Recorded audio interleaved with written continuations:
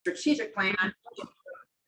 And Molly, why don't we start now if you want to do a roll call for us? Sure. Yeah, let me just pull the PowerPoint up here. Trudy, I made you co-host if just in case anyone tries to join the meeting. Great. Sounds good. Plus, you needed to share it more. Oh, right.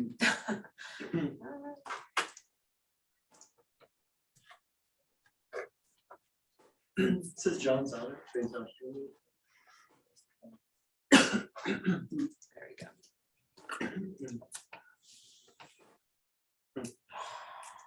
Great. Is everyone seeing seeing the PowerPoint there? All right. So, and when I call your name, just please let me know if you're here. So we have Amy Drill here, Rich White Here. Jolenta Coleman Bush, Here. Scott Forsland.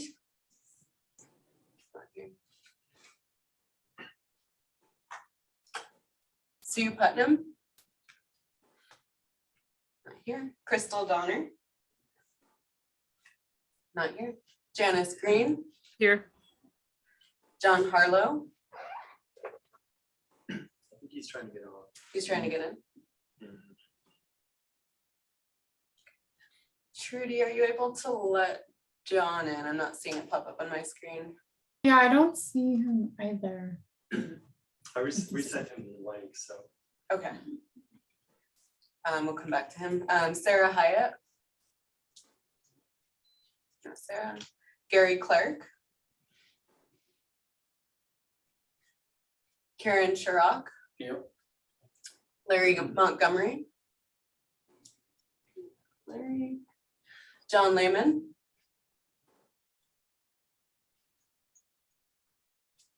Mark Clark. I am here. Great. Oh, there's John. Amit Singh. Yes. Nick Harper. No, Nick. Jessica Barr. She said she might try and call it. Okay. James O'Brien. All right, I'll do my best here. Mary Jane Vrel Bojkovic. Bojkovic. MJ's fine, I'm here. Van Kuno. Here. Great. And Dan Chaplick. Here. Great. Thanks, everyone. All right, if I could count correctly, I think we have a quorum. I count 11. Okay. 6, 7, 8, 9, 10, 11 exactly. Nobody drop off until we vote. Well, maybe it's gonna be faster. Should take 5 minutes. All right, let me see. Rich. Yeah, we're gonna review minutes. So I think hopefully everyone's had a chance to review minutes in the packet that you guys have sent to you. So, oh, sorry. Anyway, yeah, Next one. there we go. Right. This one. Well, yep. So why don't we take a motion for approval of minutes from our December board meeting? Motion to accept. We have a second? I'll second. All right, we got a motion and a second. All those in favor say aye or raise your hand. Aye. Aye. Awesome. Thank you, everyone. A motion passes. So who submitted the motion? Oh, it was Mark. Mark. Yeah. And Janice. All right, thank you, Rich. Next on our agenda is the board officer selection. So our next action is to appoint board officers. Dan and Jolenta, can you please lead the board through the appointment process?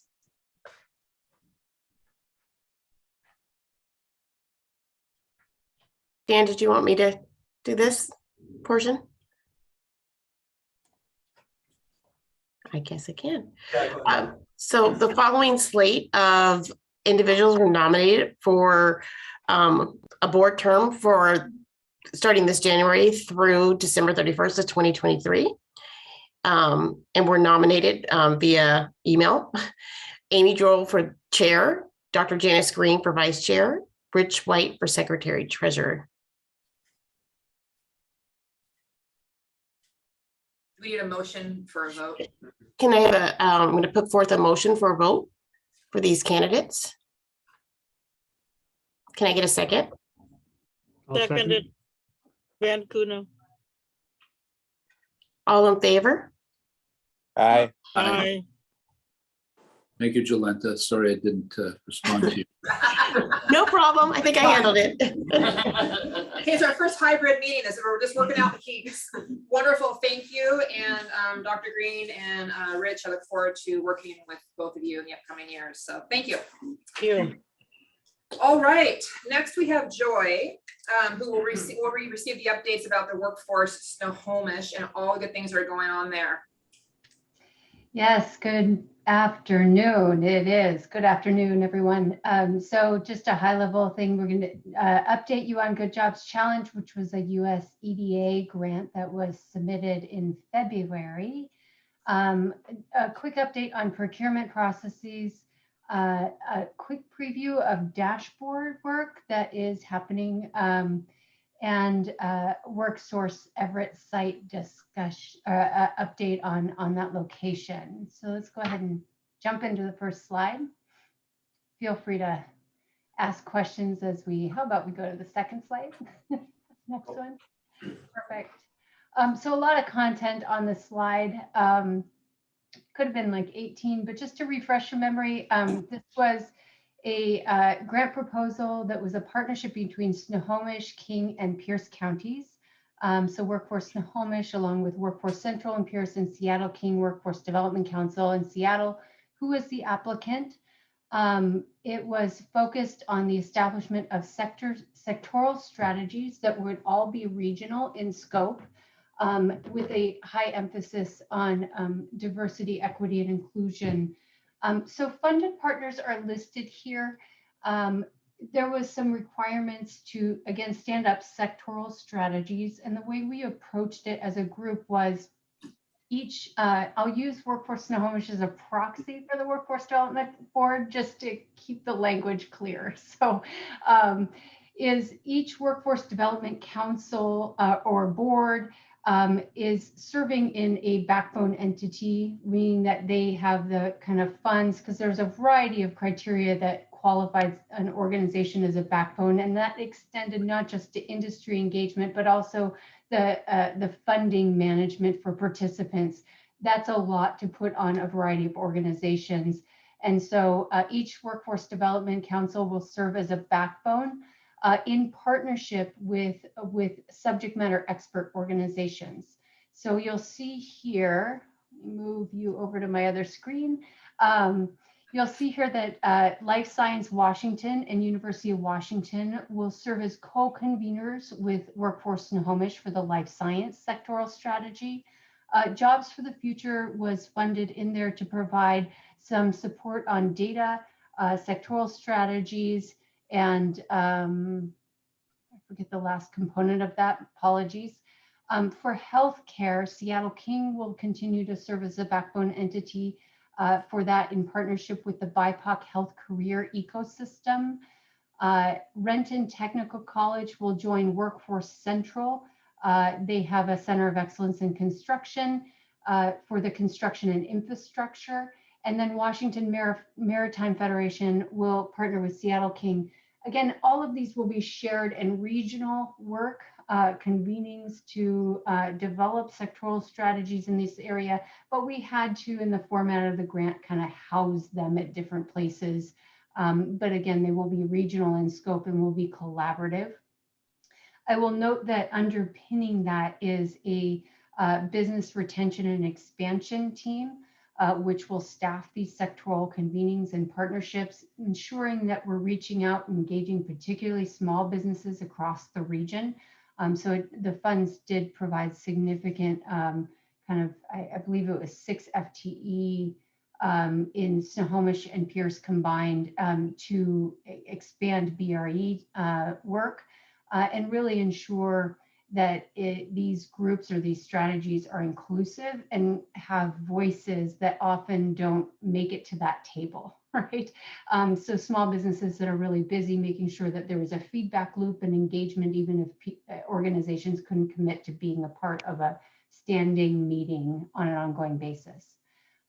These sectoral strategies and convenings will also have funds to support community-based organization in their engagement and labor as well. So just getting to the summary without trying to complicate this very complicated grant. There was 3.9 million in cash match from multiple sources that was added into the grant, largely in support of construction and maritime. An investment of 6.5 million in community-based organizations.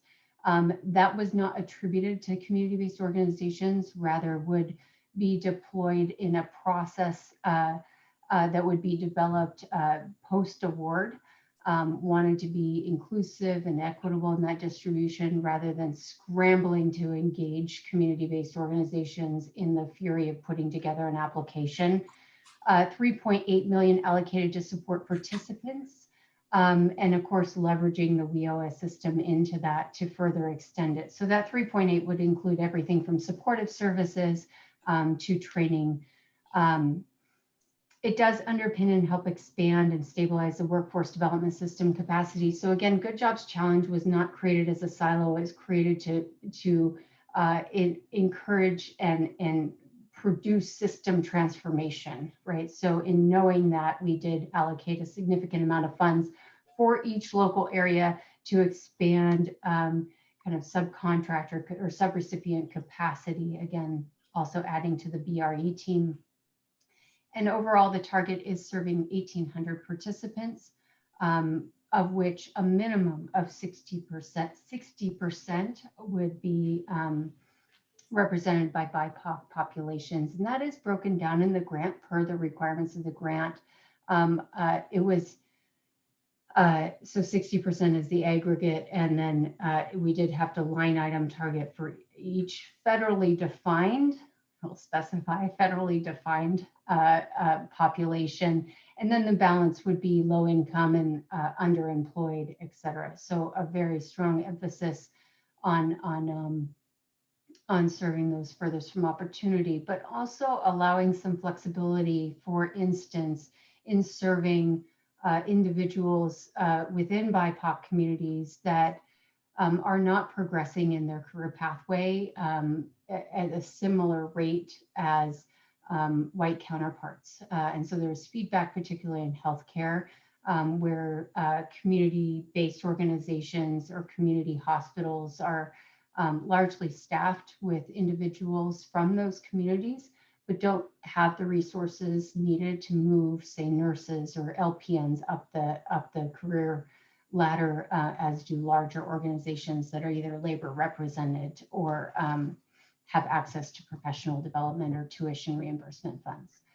So there is a small little bit of latitude in there in serving individuals that may not necessarily qualify as low income, but do fall in that BIPOC community.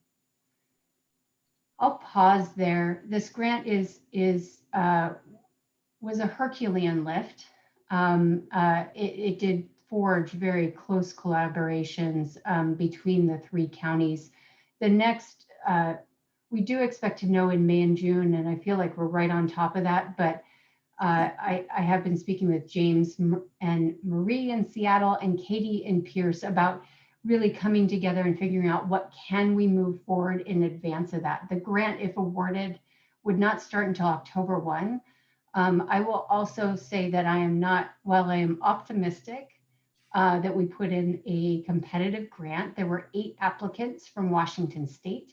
And there was 509 applicants nationally, showing the extent of the robust response to kind of the first slot of grant funding, large grant funding coming out. So competition will be extremely high, but really looking at the good work that we started with our community and with employers, how do we start moving things forward that we can within our current resource set?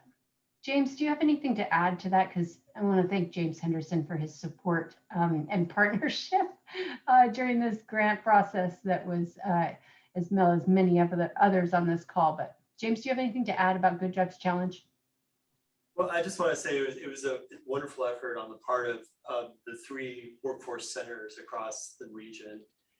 And I think really could serve as a model for cooperation across the board, both in workforce, but also economic development. So I see some really great things coming out of this. And what was really kind of encouraging as well is that when we had those meetings with Marie and Katie, I mean, you all are kind of looking beyond just this grant and looking at other opportunities as well, whether they be grants or just better aligning the workforce services across the region. So, I mean, you all should be commended for that. That's really great.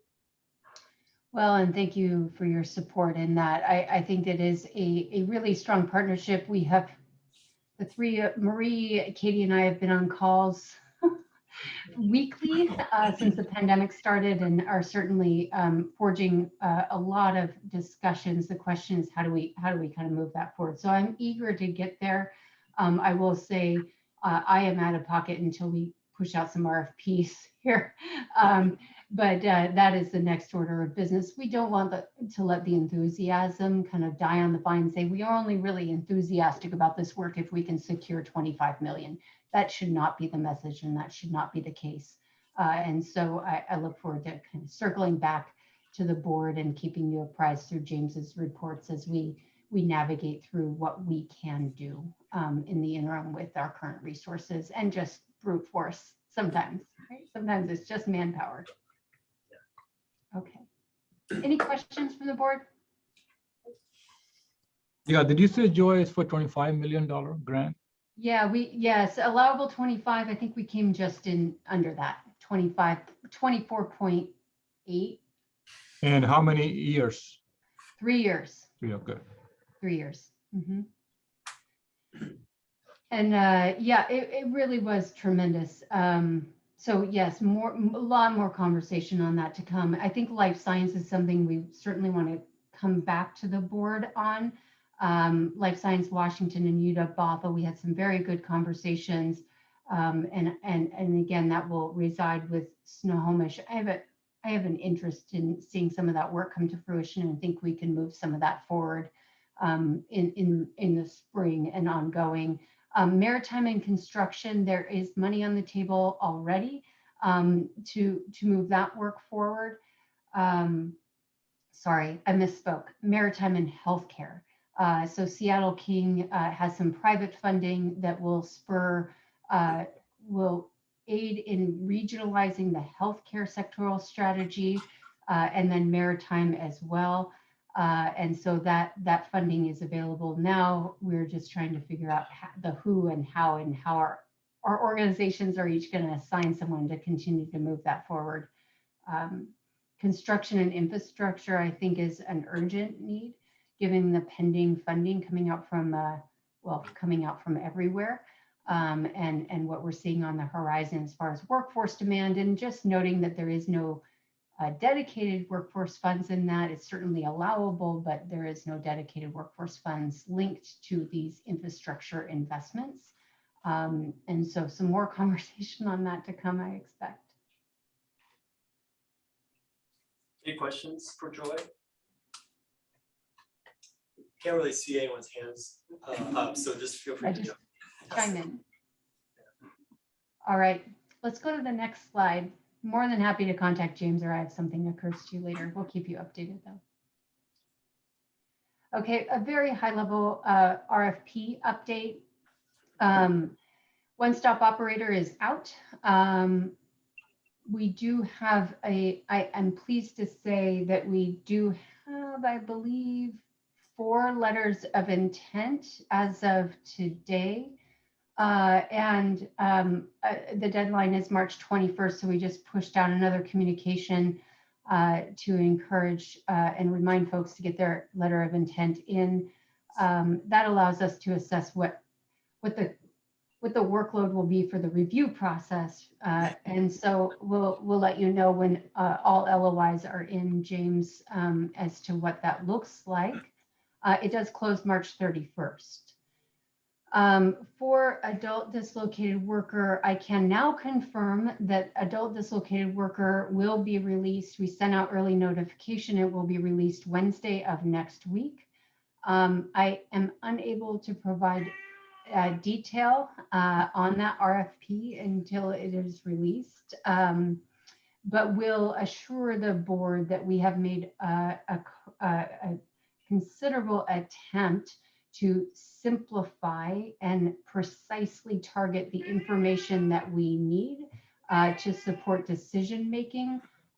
Not just having responded to thousands of RFPs in my career, and many of you may associate to that, really thinking about what is meaningful information to collect versus what has just been standard process in the past.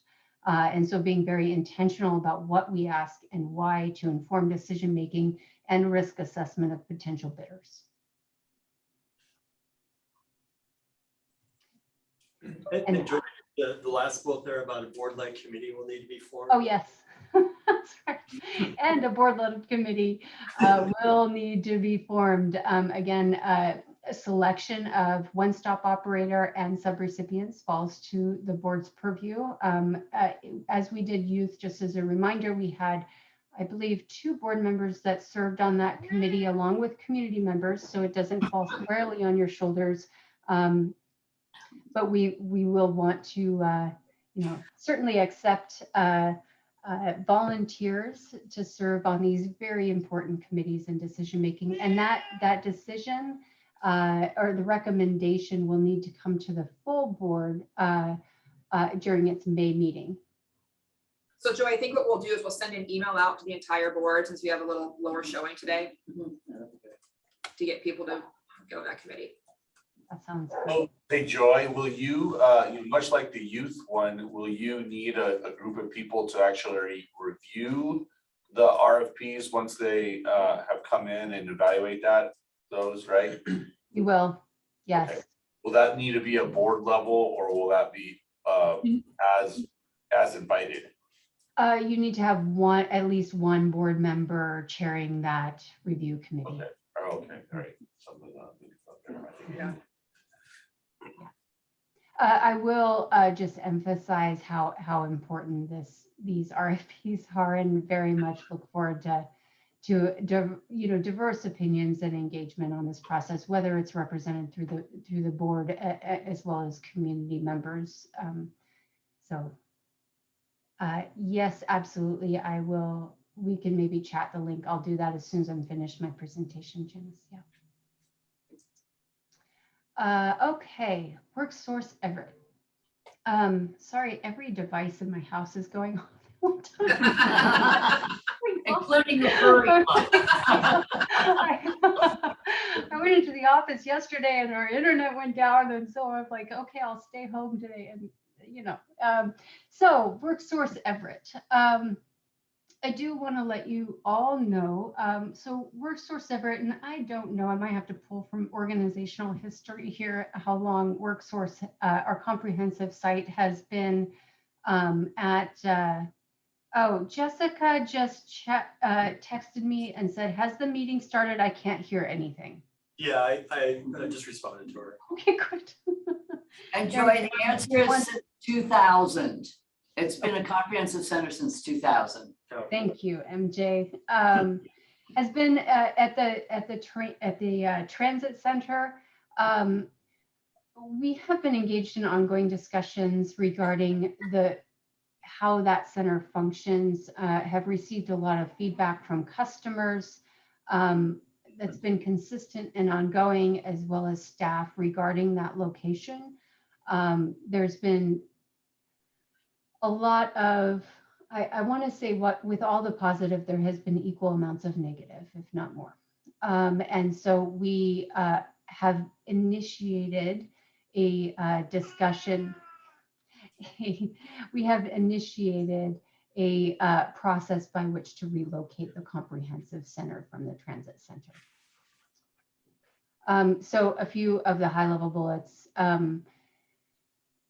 Floor plan. Typically, WorkSource centers operate on a single floor plan that allows for customer flow and integration of services among staff. Those are now divided on 3 different floors. Certainly impacts both staff management as well as customer flow. Again, customer feedback and staff feedback that has been consistent and ongoing regarding a variety of issues at that site, including safety provisions, signage and visibility, as it's a historic, most workforce sites have very large signs, but because it is a historic building, signage has been very limited, both inside the building as well as outside of the building. And then many of you may have heard that I learned from the Everett Herald that, and have now had additional information that there is a early childhood learning center and training center being established, the Bezos Academy on the first floor of that facility. I will just remind the board that WorkSource is there to serve all individuals and all residents of Snohomish County, and access is imperative. With the presence of vulnerable populations at that site now, there will be limitations to some customers that are legally prohibited from being around being in close proximity to vulnerable populations. So I'll pause there to see if there's any questions, and I'll talk at very high level regarding the next steps and next steps, what the process looks like. As you can imagine, the process is quite lengthy and involved, given that it involves a number of state agencies that co-locate there.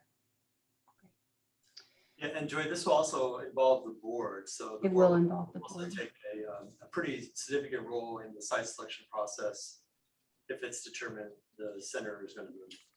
Yeah. But Joy, yes. I'm afraid to ask this question, but I'm going to have to ask. So the one, what's called one source operator that you talked about earlier, one source, are they the one who's going to run this center, this one? So the one-stop operator does essentially provide that coordinating function across the center. Yes. For the WorkSource, okay, yeah. Yes, both sites, so all sites, the comprehensive, the affiliate in Linwood, as well as all connection sites. Thank you. Mm-hmm. And so we begin with scope and approval, which has been initiated. There needs to be a process of examining sites, requirements, definition, and James and I have spoken at detail with Jessica Barr, who's our regional administrator for Employment Security Department, regarding making data-driven decisions. So looking at the services that are provided and the location, looking at unmet needs throughout the county, and really thinking holistically about this site selection, as well as a comprehensive strategy for serving our customers. I'll say that some of the RFP processes that are unfolding, similar to youth, which has now been a distributed model, there's a lot of kind of factors to consider as we look at site selection, but very much looking at who is served and who is not served, and making some decisions about location in that respect. And that will dovetail with some dashboards. So this could, and I'm going to say could be, a 2-year plus process where agencies don't move fast. There's a lot of considerations, a lot of bids, a lot of requests for funding that needs to be provided or negotiated by between ESD and OFM. Apologies, I should not do back-to-back meetings before FWA. I feel like my mouth is moving, but anyway, so there's a lot of work too, but the key is that site selection and really understanding the data, understanding the customers, understanding some of the challenges with the current site, but also variables like community voice research that we've commissioned, customer data, et cetera. So a lot to dive in on that process, and very much invite and encourage board engagement in that process. And we will have more information forthcoming as we dig into this timeline in more detail. Any questions, concerns, comments, or otherwise on Everett WorkSource? James? Yeah, we'll need to put together another sort of committee of the board to support Joy and ESD in this process. And I'm not sure when we'll put that together quite yet. I mean, I think we'll have to kind of sort of see how this progresses, but it'll be, I mean, I'll be frank, it'll be a significant body of work for the board to do.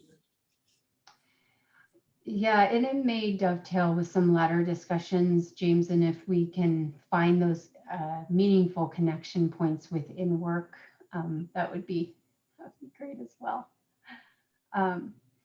Okay, so I'm gonna go to the last one. This is, we wanna, okay. Let me scroll, make sure I can see my next slide after this. Okay, great. And so earlier this fall, funny how time blends, actually summer, I hired an intern from Washington State University and he is now graduated and a full-time employee with Workforce Snohomish, Kane Anderson. And his first task was to start digging into our data systems, state data systems, so that we could develop dashboards to improve decision-making. He has, I will say it's a work in progress. And so I'm going to provide a high-level snapshot. His initial assignment was to really look at adult and dislocated worker programs, youth will follow, and start blending variables. As you know, data work is a curve on a maturity curve. So my hope is as we get down the basic data that's being extracted from the customer relationship or CRM platform that the state, that we use for the state, we look at data quality, we look at data reliability, we understand some of the quirks better than ever now, but that we can turn these into usable data sets and start integrating variables over time, like financials, like expenditures and outcomes as well. Right now, this is just simply pulling from the single source. And so there's a variety of tabs. I'm going to preview some of it, including program enrollments, supportive services, and outcomes of enrollments. I did need to block some of the information on the chart because we're still working on what we can release publicly, because that is the intent of the dashboards, as well as have a secondary one that we are using for decision making in real time. So there will be kind of a split in this work, but this is that intensive database that includes and allows me to sort and add additional variables to these high-level tabs. It has been an enlightening experience, and I look forward to digging in with you all at a later date. But in the meantime, I'm going to show you a preview of what this looks like and answer any questions that you may have, knowing that I have eliminated some of the detail to protect some of the data that is that we are obligated to do. Okay, so this is the initial dashboard. You cannot see all the layers of data underneath this. At the top here, you can see the different tabs in which we're looking at the data in different ways. So the first is simple program enrollments. Who's enrolling? Where are they coming from? What ethnicity or race do they represent? There are other variables that are not visible on this page. So we're just simply looking at, and this, you are looking at 3 years, I believe, of data, 2018, 2019, and 2020. No, you are looking from 2018 to date of enrollments by program. Again, adult and dislocated worker. And then looking at where individuals' home residences. So clearly Everett is top at 310 enrollments over that duration. And I might maybe edit how many years are included in this because it doesn't look entirely right. But nonetheless, these are high level. It does have the capability to drill down in each one of these categories. So you are not seeing that, but let's go to the next slide.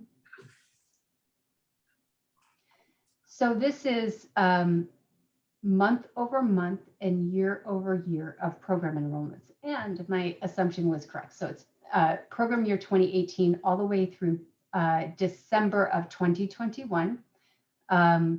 at the top, you are looking at enrollments year over year. These are program years. So again, June 30th, 2018 to July 1, 2019, and so on.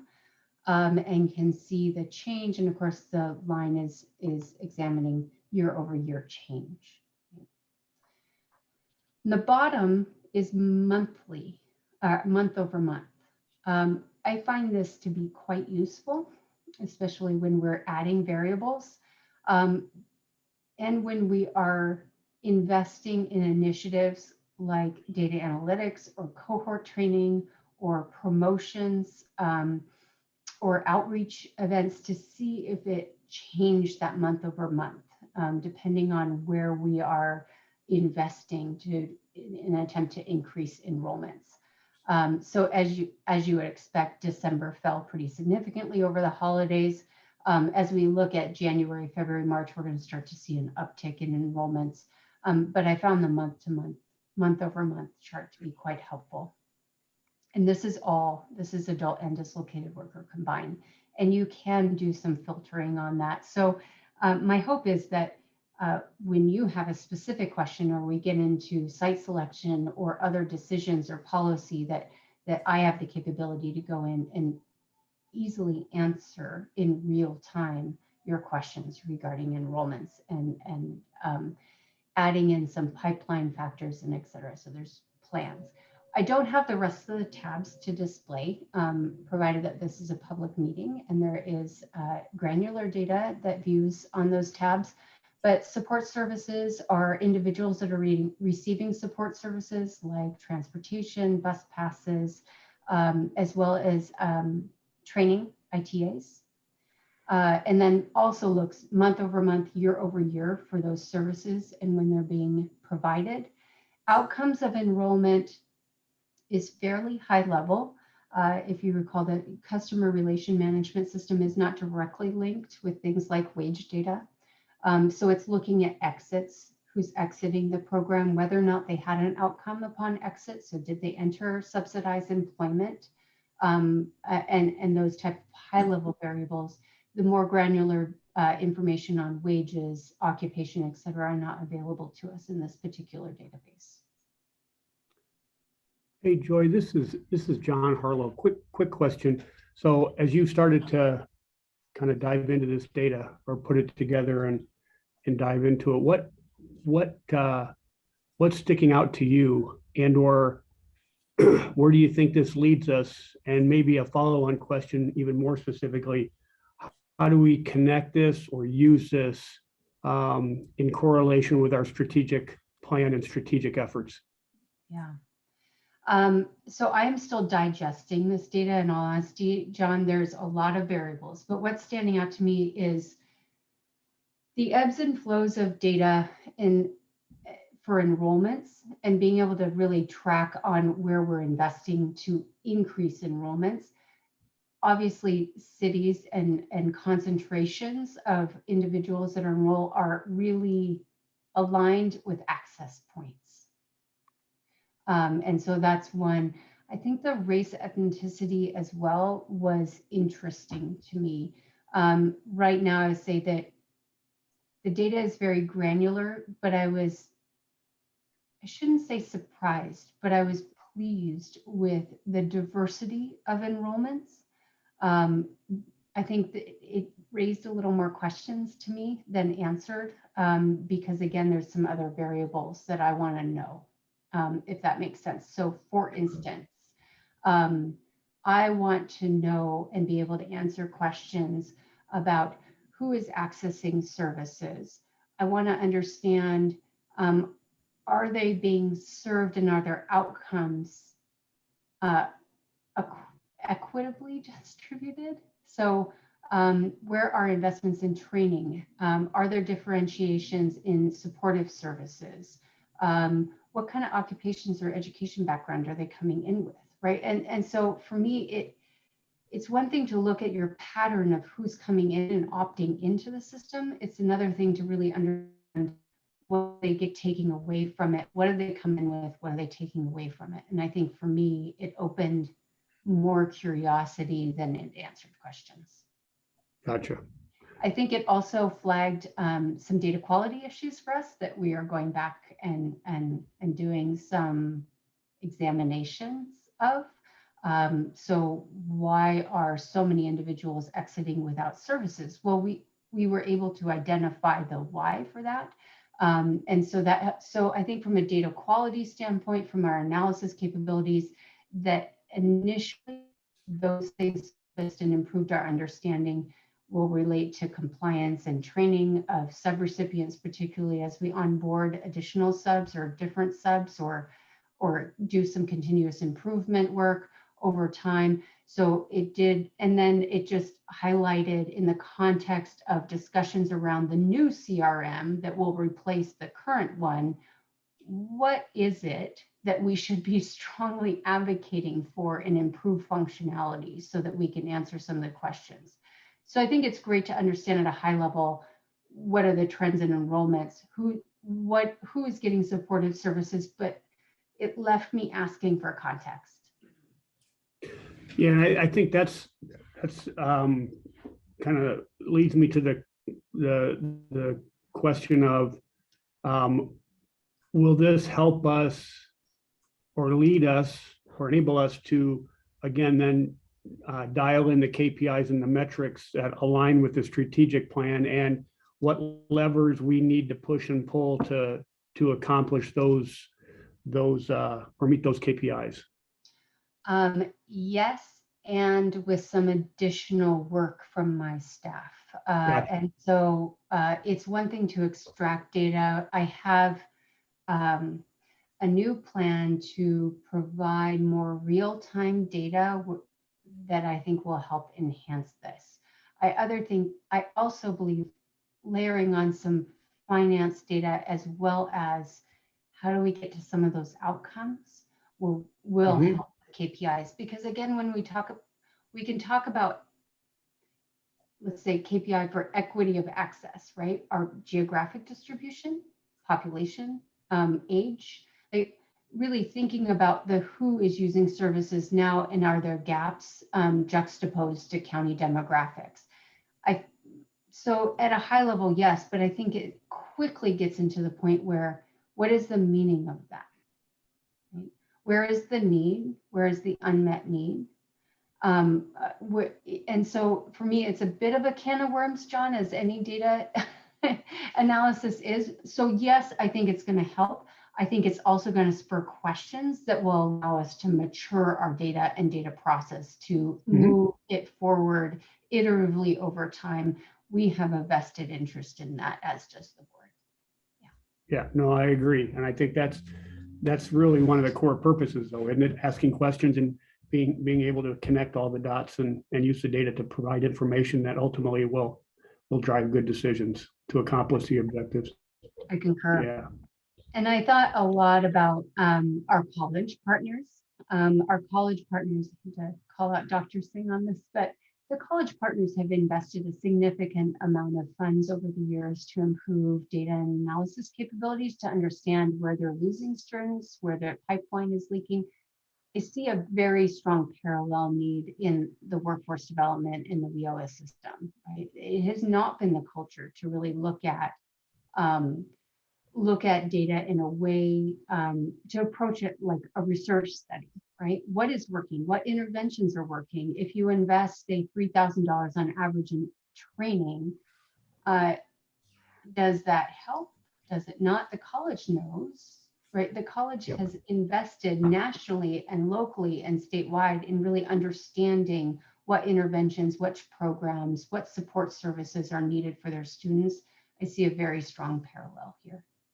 Yeah, I really agree. In my very, very humble opinion, the basis for continuous improvement is having a good data analytics process, having the data and being able to utilize it to move the ball forward. So yeah, I'm glad to see we're diving into this. I think it'll be helpful. Agreed. And I will admit, again, the state system is currently, hopefully I'm not unstable as everything says I am on the screen. is that state system is is slated for replaced. There are now a numerous amount of committees. I am serving on the state, the steering committee at the state level, staff assigned to it.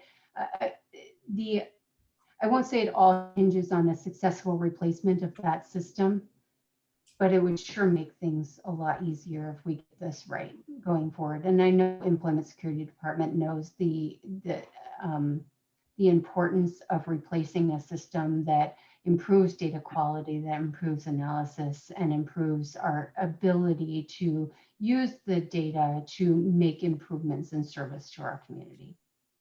Yeah. And that is on a 3-year timeline, I believe. So thank you.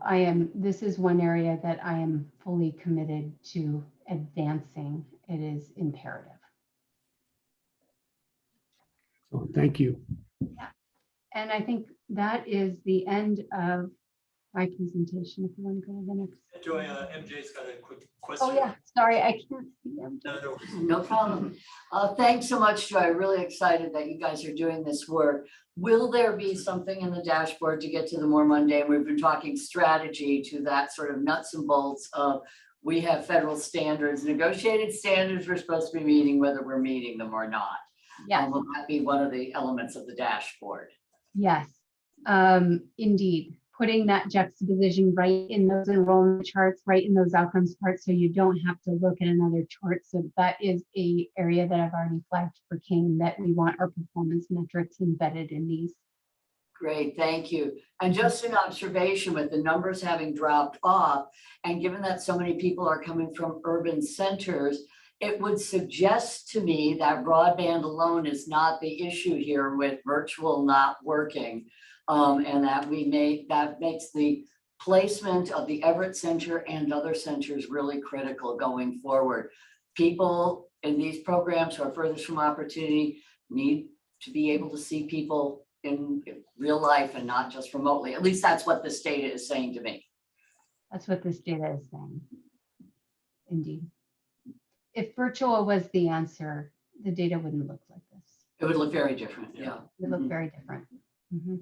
I think it's a blended approach, right? But certainly not the answer. Yeah. Mhm.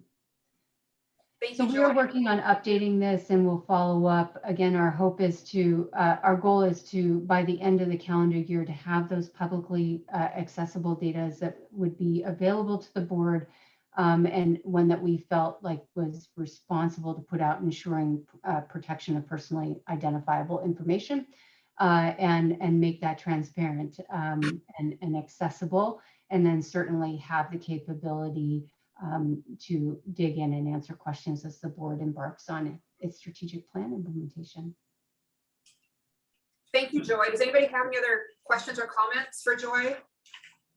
And again, James will send out the invite for the review of the, is it the ones? The RFPs, yeah. The RFPs, and we need to have that committee formed by the end of April-ish for a May vote. So please, be on the lookout for the email from James that goes over that. All right, moving on then. We are now going to talk about Workforce Alliance update. So James, you're up next to provide the board an update on the recent monitoring from Employment Security Department, and then the proposal to implement our strategic plan. Great, yeah, thank you, Amy. And Joy, please feel free to jump in here on the monitoring findings. So we started the monitoring by the Employment Security Department of Washington State on January 31st, actually, end of January, for the fiscal year or program year 21. So it's about a 10-day process, week and a half process, basically, to kind of go all through the nuts and bolts and governance of the Future Workforce Alliance and Workforce Snohomish. Basically, at the end of the day, there were no disallowed costs or findings. That's really, really good. And in fact, ESD really complimented both the board and Workforce Snohomish on the significant work that's been done today to help transform the workforce system in Snohomish County and really put in place a great governance structure. So kudos to Joy and Workforce Snohomish and to the board for all that great work. It's definitely paying off, and ESD is definitely taking notes. So that is a really nice thing to see. So in terms of next steps, ESD will issue a management letter that basically spells out the results of the monitoring assessment for PY21. And we can probably expect that, I would say, in like 3 to 4 weeks, I think. And once that's Months, weeks. months. Yes, they are too short staffed. So yes, but good news all around. I was getting excited. So as soon as we get that out, we'll send it to the board so you can all review. Any questions? Right. All right, so next up is basically a proposal for how to implement the strategic plan that we finished at the end of last year. And I'd like to have a big shout out to Janice and Rich, Joy, and Gary Clark, and I think that was it, who were part of the working group to really kind of put these ideas together. So these next slides is basically their ideas. The only thing I did was basically try and put them into sort of a presentable form for you all to see. So They weren't presentable. So basically, so when we came to you in December, we basically presented you the board with an idea of how we can move this forward with implementation. And so there on the left-hand side, you see the members of the working group. Also a big shout out to Angie for her support and being there as well. And some great ideas. So basically the proposal has these elements: principles and outcomes, the plan elements themselves, a workforce summit, so we can chat about that, contractor supported budget, because we will definitely need help getting this off the ground and putting it together, and then committee working groups, goals, and members. So I'm going to go through this proposal, and then at the end I'm going to stop and I'm going to let members of the working group chime in if I've missed anything or if there's anything that I want to emphasize, and then we'll have a discussion. So basically, this is the sort of structure that we presented to the board in December of last year of how we would go about implementation. So we have what's called Workforce System Transformation Committee. So this would be a formal committee of the board that we propose to be sort of the main body, sort of the main element to really be in charge of strategic plan implementation and being sort of the body that kind of works that year round or all the time, basically, to make it happen. And then under that are different working groups. So collaboration building, job growth, cultivate talent. Those are all the goal areas from the strategic plan. And we would have members or working groups associated with that. In addition, we take the existing youth working group that Rich is overseeing and tuck it in under this transformation committee as well. All right, next slide. All right, cool. So basically, when we started the discussion a couple of weeks ago, we talked about principles, or really kind of what we're trying to make sure we sort of succeed with the implementation. So we talk about the need to achieve that gold standard workforce system, which is coordinated, centered on racial equity, inclusion, and data-driven. Much like what Joy was talking about, we want to make sure to develop and track comprehensive metrics to determine progress, support continuous improvement, and demonstrate success. And we also talked about, as you'll see a little bit later, a scorecard to really sort of measure this, but also in many ways to hold folks accountable, make sure things are happening as they should. And then we want to really instill that that ethos of lifelong learning and the ability to own your own future in order to cultivate talent across Snohomish County. This was actually talked quite a bit about this sort of notion that, you know, we give folks the tools, give them the opportunities, but in the end, they have to really kind of own it in order for success to happen. And then this was Joy's pivot from a reactive to a proactive workforce system. So in other words, let's get in charge and get ahead of the game before we have to react to them, basically. All right, so our outcomes. Essentially, we want to make sure we achieve the Alliance's vision as a globally recognized hub for talent that supports our regional economy. We want to make sure that this implementation plan is coordinated and really focuses the workforce system on broad-based skill development, grows and diversifies jobs, and focuses on underserved populations and areas of the county. The other thing we want to make sure is that it really increases sustainable wage jobs and career opportunities. So in other words, really have a very intentional focus on really getting people trained up for good paying jobs that has those opportunities for lifelong careers, or at least lifelong learning. One of the things Gary talked about was the need to sort of create Snohomish County as a maker community. You know, as many of you know, Snohomish County is a great manufacturing county. I mean, aside from aerospace, we've got lots of other manufacturing organizations and companies up here. So really kind of focus on that, both in terms of advanced manufacturing and the trades associated with it. Kind of shout out to Angie here, really instilling that innovation across all sectors and to catalyze STEAM. So science, technology, engineering, arts, and math, education for really sectoral growth, and really to drive advanced manufacturing and the focus on workforce development in those areas. And then lots of discussion about resiliency, especially as we come out of the pandemic and as, you know, to be frank, you know, the years ahead are still pretty uncertain. How do we really instill that grit into students to support lifelong learning, skill development, and career advancement? And then basically from all of this work, really demonstrate the benefits of a well-coordinated and aligned workforce system to create this opportunity, and then strategically align the funding that's available out there, both from the feds, state, private sector, to help implement these projects and programs, but also to achieve our outcomes. All right, so here are the main elements.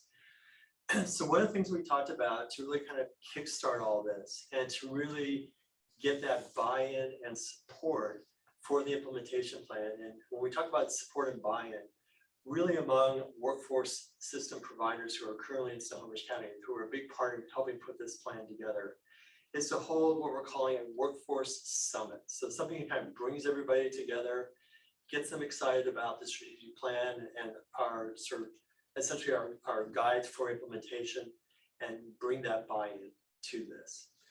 But more than that, go out into the local communities and have communities discussions about the need for a really strong workforce system. What can this do for the community? What can this do for existing workers? What can this do for students as they're making their way through the education process? And especially in that case, really get the buy-in from parents that, you know, 4-year degrees are great, but it's not necessarily the only way you can go. There's lots of other opportunities through the local college system, trades, et cetera, to really kind of get your kids into really great types of programs long-term. We also are proposing that we brand this workforce system and then do lots of community outreach to really drive folks into these educational opportunities, career training opportunities, and into higher paid occupations and lifelong learning. Again, much like Joy, put together a scorecard of metrics, make sure we're measuring our results, and also to drive accountability. And then finally, project modeling. In other words, how can we put together really sort of innovative sort of programs?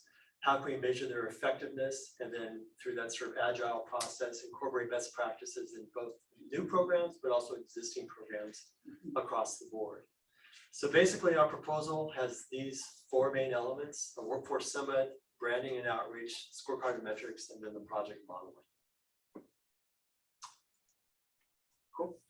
So the workforce summit, just to spend a little bit more time on this, again, sort of building that broad-based community support for workforce change across Snohomish County, get folks to sign up and be stakeholders in this process, and thus create accountability and buy-in, and really demonstrate, you know, the need for change to the broader community.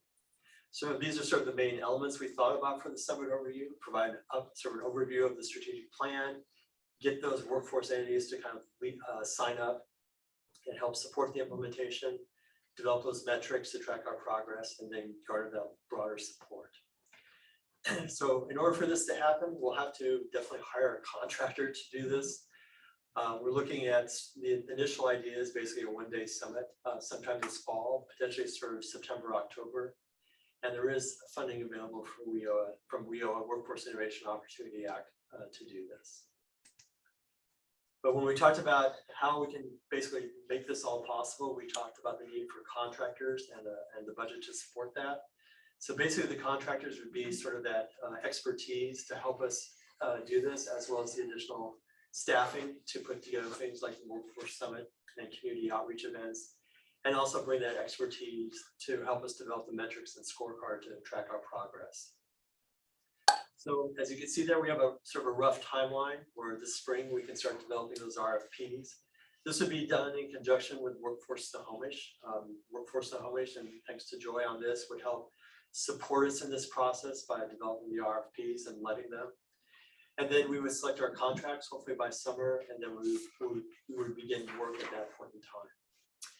Now, fortunately, we've carved out about $300,000 in contract support from WIOA funds to do this work. So we do have that availability there to hire the contractors we need to support the implementation of this proposal.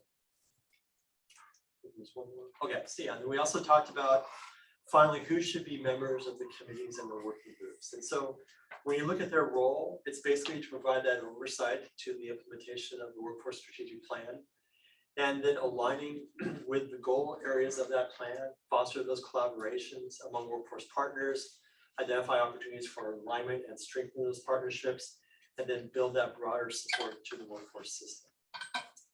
So when we look at the membership, we're looking at the sort of the leaders of the committee and the working groups. That would be board members from the Future Workforce Alliance. So if you're interested in doing this, please let me know. For the overall workforce system transformation committee, our proposal is that be the vice chair of the board. So that would be Janice. But when we look at organizations that would be members of the committee and the working group, of course, definitely board members. Any board members is definitely welcome to take part and be a part of this, and we definitely encourage that. We're also looking at workforce system partners, those in education, K-12 and post-secondary. We also talked about the importance of bringing parents and students into this as well, making sure those voices are heard. So as we move forward with implementation, we can make sure those voices are part of this discussion for how we support implementation. We also talked about the need for community-based organizations, good representation from industry, the business sector, labor, and then tribes as well. So yeah, so in terms of next steps, if the board kind of concurs with this proposal, we'll start developing out a work plan and project matrix to support the implementation of these proposal elements. We'll work closely with Workforce Snohomish to develop those RFPs for contractors so we can get that support we need for implementation. And then we'll begin working on the charters and statements of work for both the Workforce System Transformation Committee and the working groups. So with that, I will stop. I'll ask any of our working group members to sort of chime in and give their thoughts about this proposal structure, and then happy to take any questions from the board.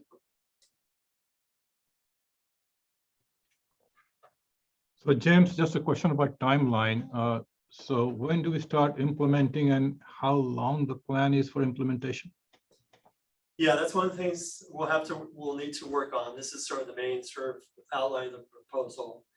Basically, if the board concurs, first thing we'll start doing is beginning to develop those scopes of work for contractors for the Workforce Summit, metrics and scorecard, and the other items that were listed there. So I think initially this will start, say, late spring, early summer.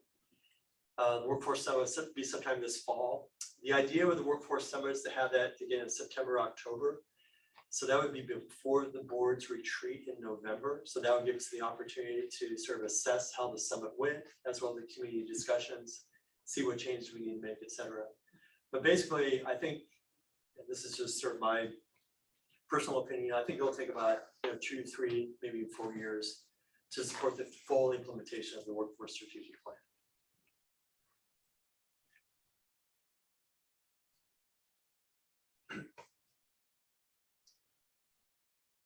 John, do you have a question? Yeah, sorry, forgot I was on mute. It happens at least 12 or 15 times a day. It's not bad after doing it for a few years. Right. Quick question, and maybe I'm a little bit out of phase here. The contractors develop RFPs for contractors, and what role are the contractors going to play? And I think I'm trying to get my mind wrapped around. We're going out for bid for contractors before we have a clear work plan and project developed.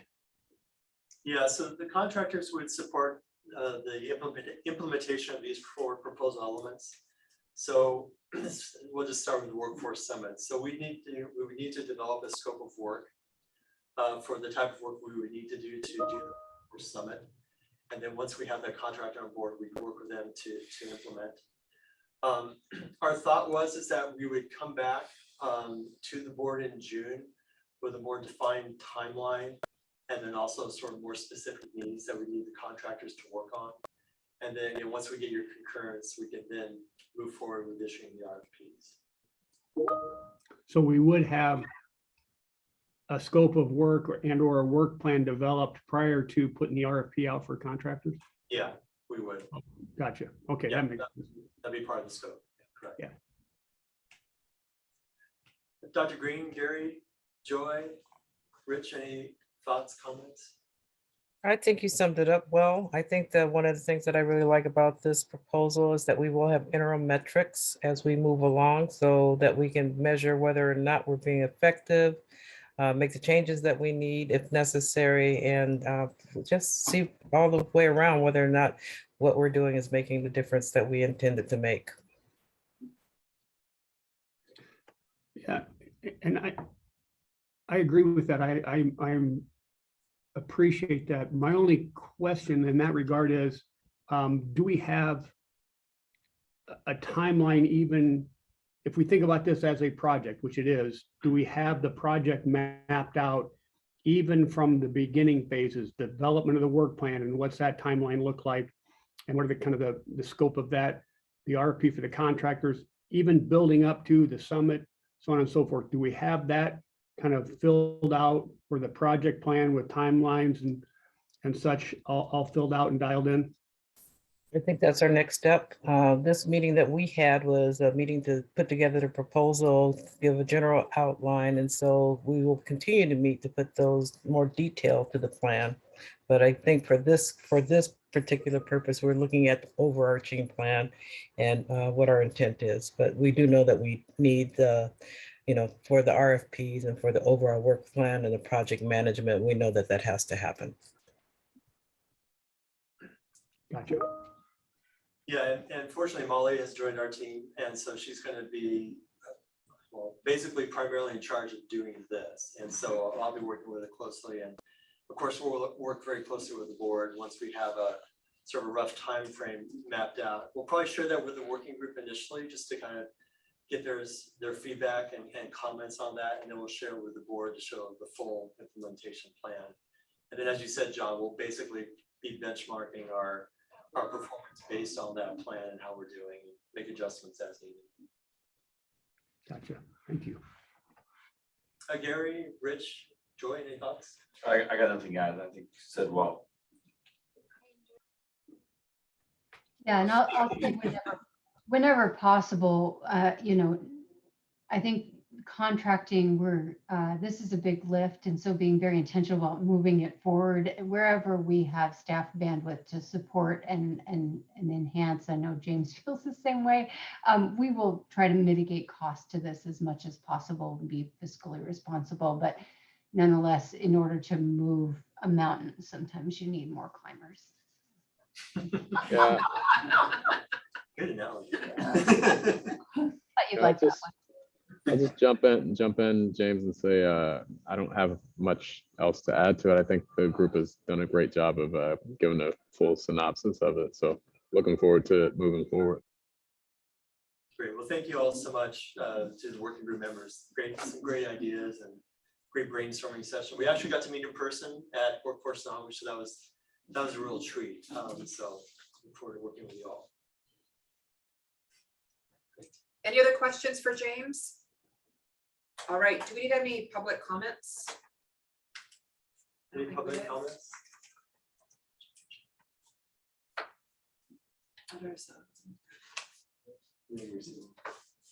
All right, no public comments. Then I want to thank you all for being here today and for your time. And as a reminder, we have a special board meeting on May 19th. Also make sure as a reminder to please look out for that email that James will be sending you to join that committee, And that's all that I have. Everybody have a great rest of the working week and a great weekend. Yeah, just one thing. So the May 19th meeting, we're going to do that virtually via Zoom, just because it's a relatively short board meeting, primarily to support Joy and the one-stop operator and the adult dislocated worker contracts. However, talking with Amy just before the meeting here, I think we'd like to have our regularly scheduled quarterly board meetings. So that would be June, September, and December hybrid. So much like we have here today, as everyone kind of eases into the new calendaring and the new system as we move forward. So we look forward to, hopefully you can join us in person. That'd be great. All right, thank you. Yeah. All right, thank you, everybody. Thanks, everyone. Take care. No, thank you. Jane, go send myself an email to email you.